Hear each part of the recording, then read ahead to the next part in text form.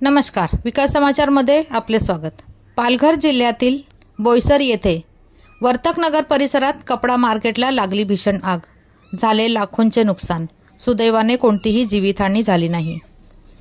आज सकाळी पालघर जिल्ह्यातील बोईसर येथील वर्तकनगर परिसरात कपड्यांच्या दुकानांना आग लागली आहे। या आगीत कपड्यांची दुकाने जळून खाक झाली आहेत। ही दुकाने अनधिकृत असल्याचे सांगण्यात येत आहे। शॉर्ट सर्किटमुळे ही आग लागल्याची शक्यता वर्तवण्यात येत आहे। या आगीमुळे लाखोंचे नुकसान झाले असून सुदैवाने कोणतीही जीवितहानी झाली नाही।